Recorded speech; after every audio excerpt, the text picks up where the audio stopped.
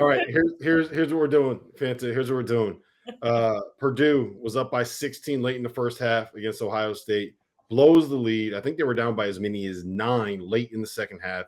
John Mobley hits a huge 3 late, but Purdue cannot find a way to beat an Ohio State team that was 2-5 in the Big Ten at home in their own building after coming back from the West Coast. So my question to you is, does this say more about Purdue, or does it say more about the fact that they had just spent a week in Washington and in Oregon and had to fly back across the country and play another game in 72 hours?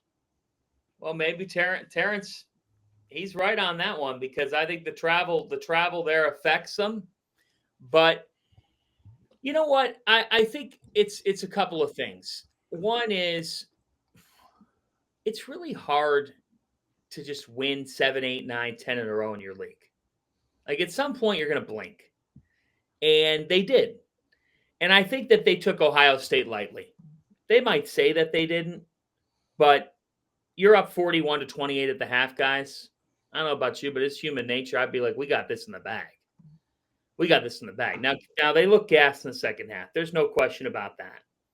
And Micah Parrish had a tremendous performance. I mean, Micah Parrish went 6 for 8 from 3 in this win. He stepped up with a couple of huge shots that, frankly, he hasn't always made this season. So you have to tip your cap to him, because he's had 41 points the last 2 games. Look, Purdue is not they would not be in my top 3 tiers. If you ask me for 4 tiers of championship caliber teams, Final Four type teams, they wouldn't be in my top 12. And they're ranked 11th right now in the country, but they're kind of a top 20 to 25 team. That part of their winning streak lately has been outside of the win at Oregon. And I don't know, T.O., we've talked about this with Oregon. Like, I don't know That's what I feel about Oregon. Yeah, exactly. So they're so reliant on 2 or 3 guys, Purdue. And when one of those guys isn't on, they become susceptible to what happened. And in this game, I mean, as Braden Smith goes, they're going to go. And he didn't have a good game. He just didn't. He had an off game. He's a human. He's allowed to. But then when Braden Smith's not humming along, there's not enough there around him. And Ohio State's been seeking this type of a win. They have gone through some agonizing losses. So for them, they were the desperate team. This is the time of year where the desperate dog wins. If you are on that bubble and you have to have it, we saw it over the weekend with Creighton winning at UConn and Xavier winning at Marquette. The desperate team won this game, but Purdue is a good team that can be a second weekend team. They're just not, to me, they're not deeper than that. T.O.? I don't know if you guys realize this. I just changed the name of our text group to the DF Pod. I'm good. Go ahead. All right, look. Here. This is how we'll get T.O. to start talking again. Ready? I'm glad you guys are handling it, because I got a game tonight. But I'm not sure I'm going to do a whole lot of talking tonight either, because I'm working with Derek Clark. So I'm not sure how much talking I'm going to be able to do there either. So you guys go ahead. You guys got it. You guys got it. Anna, we'll get him going. Ready for this? Raise your hand if you correctly identified the best team in the Big Ten in the preseason conference. Was it Purdue? No. Yeah. Why didn't you have Purdue at the top of the Big Ten? I just worried about everything else. Zach E. gone. I thought the backcourt was not as athletic as some of the others. But here's the thing: Purdue's still really good. 7-2 in the Big Ten. I think the Big Ten's good this year. I've been a long time Big Ten hater. I think the league's good. No, I do. I think the league's good this year. I think Michigan State. I think Purdue is very good. They could win a game or 2 in the tournament, and they're probably going to hate me for saying that. Trey Kaufman-Wren's been awesome. He's averaging big numbers. The travel. It's the travel, guys. And I thought it would be. We picked games last Friday? Mm-hmm. I picked games with Goodman and Hansborough, and I thought the travel would get them at the Oregon game.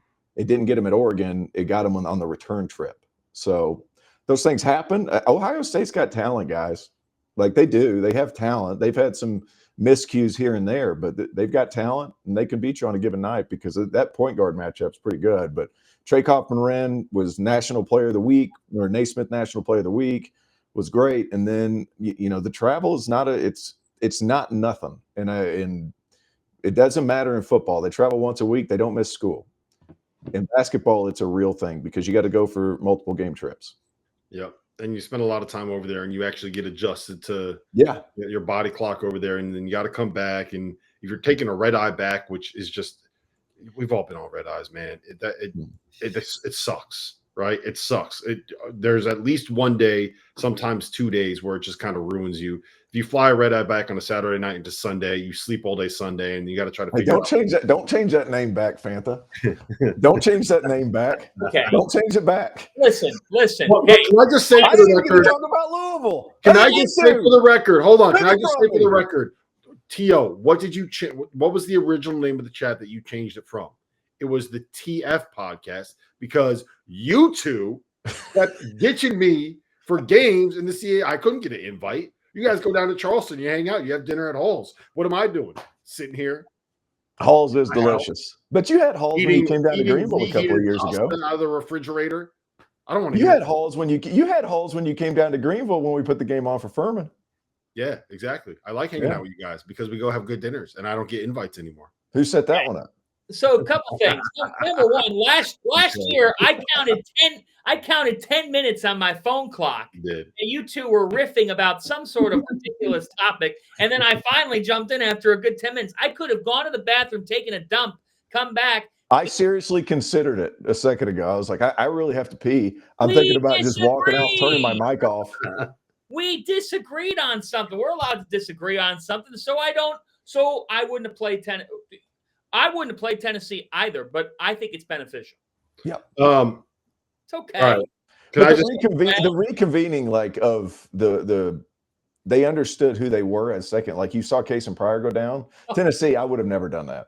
But Case and Pryor going down, and then they kind of found out who they were again. That's why Louisville's better.